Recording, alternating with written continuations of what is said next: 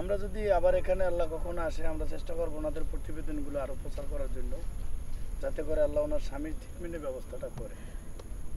শুধু আমরা নয়, যে কোনো মিডিয়া আসলে তাদেরকে দুঃখটা বলবেন, যে কোনো মিডিয়া আসলে। কারণ কার উচিলে আল্লাহ আপনার স্বামীর চিকিৎসা করবে কেউ বলতে পারে না। এটা একমাত্র সৃষ্টিকর্তাই ভালো জানে যে কার উচিলে ওনার চিকিৎসা হবে। তো যে কোনো মিডিয়া আসলে কথা বলবেন এবং চেষ্টা করবেন তাদেরকে আপনার এই দুঃখটা কষ্টটা তুলে ধরার জন্য, যাতে যে কোনো মানুষের মাধ্যমে। কারণ আপনার এই যে দেখেন আজকে আপনার স্বামীকে বসাই রেখে আপনি শরীর বিক্রি করতে চান, আপনার স্বামীরও কিন্তু খারাপ লাগে, লাগে না যে তা না।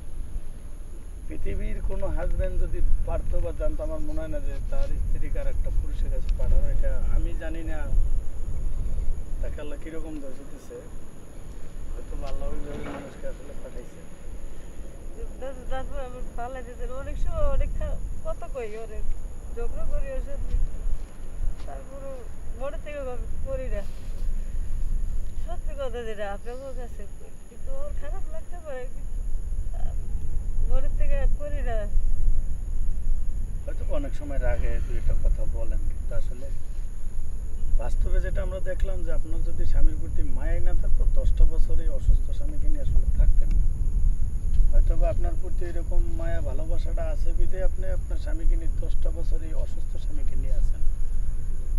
তো সকলকে একটা কথা বলবো, অনেক কথা বলেছি, বাসায় বলতে হলে ক্ষমা দৃষ্টি দেখবেন।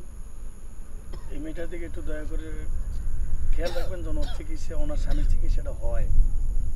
আপনারা চিকিৎসা করতে চাইলে আমাদের সাথে যোগাযোগ, আমরা ওনাদেরকে সরাসরি আপনাদের কাছে কথা বলাবো, ওনাদেরকে ওনাকে মেডিকেল নিয়ে আপনারা ভালো করে ডাক্তার সাথে পরামর্শ করে ট্রিটমেন্টটা করাবেন। আর এই মেয়েটা যাতে ভালো হতে পারে, ওনার স্বামীকে নিয়ে চলতে পারে, এটার জন্য যদি সম্ভব হয় ছোটোখাটো একটা চায়ের দোকান দিয়ে দেওয়ার ব্যবস্থা করতে পারলে করবেন। এটাই সবার কাছে দুঃখিত দাবি থাকবে। সকলকে আন্তরিক ধন্যবাদ মেঘনা টেলিভিশনের পক্ষ থেকে। আসসালামু আলাইকুম। নেন যার যার বুমিংগুলো নেন, ভাই আমার এটা খুলে লে, যার যারটা শেষে নেবেন। স্টপ করছেন ভাই?